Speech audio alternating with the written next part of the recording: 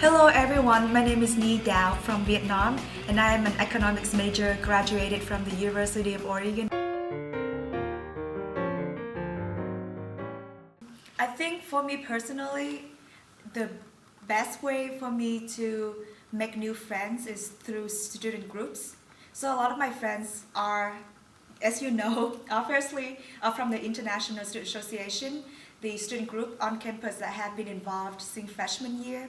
That was also when I started venturing out to new friendships here at UO. And coffee hour is definitely the most practical way to meet new people and make friends.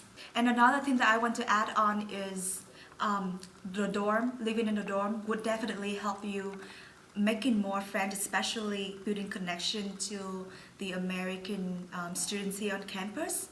Because when you leave off campus, you just go to class and you go home afterward. So it's harder to foster these kind of relationships outside of class.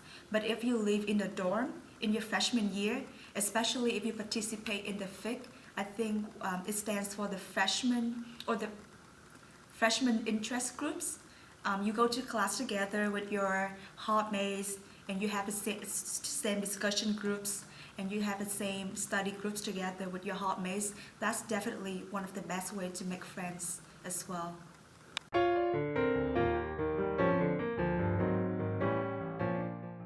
I think I don't want to label myself with one specific role in a group.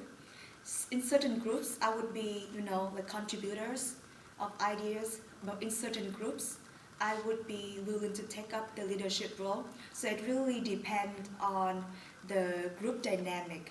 What our other teammates are like in the group, so that I will make the group working most efficiently. That's my final objective for working in a group.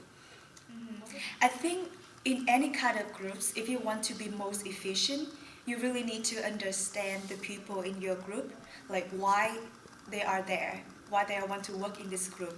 Some people there just want to finish the project, Some people want high grades. Some people are really passionate about the project that they're doing. So really try to understand what each individual in your team wanted to get out of the project. Once you really understand what they are there for, you know better way to motivate people in your group to work toward the same goal, I think. It's harder for us because of our language barrier and our accent to get our ideas through in the group. But whatever our accent is, at the end of the day, we are still an individual contributor to that group. So it's really important for us to really believe in ourselves and really be confident in what we are saying and believe that we have the same right as other members in the group to say what we want to say.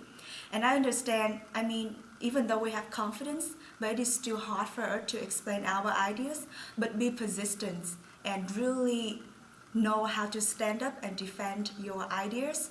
Maybe before the meeting, you know what you're going to say in advance. So try to go through that on your own, what you're going to say, and come up with some feel-good arguments ahead of time. So when during the group time, you know what to say to protect your own ideas.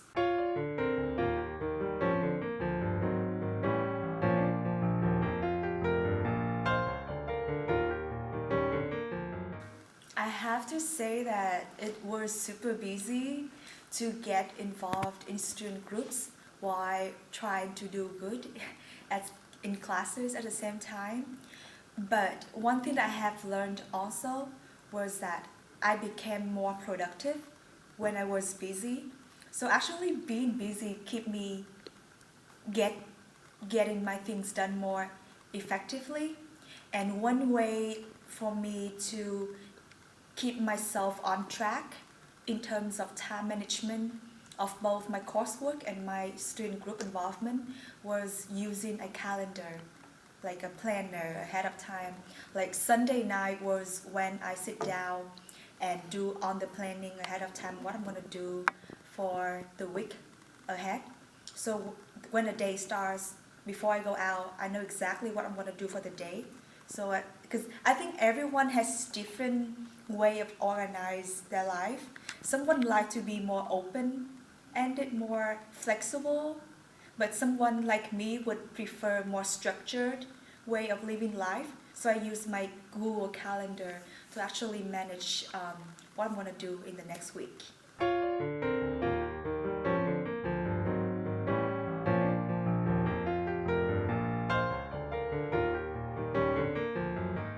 So obviously, you guys can tell that I have pretty strong Vietnamese accent in my English speaking. But to be honest, I feel really proud of having this accent because it shows my cultural identity. It shows where I'm from. It shows who I am, you know. So I never, ever had a thought of getting rid of my accent at all. But at the same time, I have to face an inevitable reality that sometimes my accent will affect my ability to communicate to other people, especially to those who are not very familiar with speaking to people with accent like me. But I think as long as I can say the words, pronounce the words correctly according to like American standard, then my accent shouldn't be a big problem.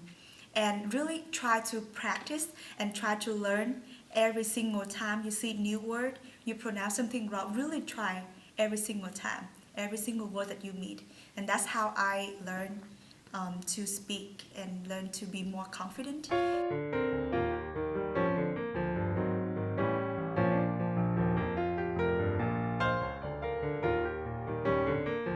So one last thing that I want to share with all of you guys, the international students here at the University of Oregon, is that always, always, and always feel proud of who you are, of where you're from, of the accent that you inherited from your people, and be confident in that. I know sometimes for international students like us, because of our language and accent, we feel inferior to the American mainstream, and some people do look up and really want to change themselves to fit into the American mainstream culture. I mean, I have no problem with that. I think everyone has a right to choose how to live their life. But at the end of the day, I think every culture has its own goodness. American culture does, your own culture does, and my own culture does too. And I always feel proud of being who I am, speaking Vietnamese, being a Vietnamese. Throughout my 4 years of college, I wouldn't say that I can't really fit into American culture perfectly because I still have a very strong identity as a Vietnamese person in me. So I have to admit that it's sometimes hard for me to feel fit in, but I never think that I need to fit in at all. I just need to be who I am, and as long as I can keep my mind open to new experiences, to new culture, to new perspectives, and try to understand what other cultures really about, then just feel content with who I am, with my Vietnamese identity.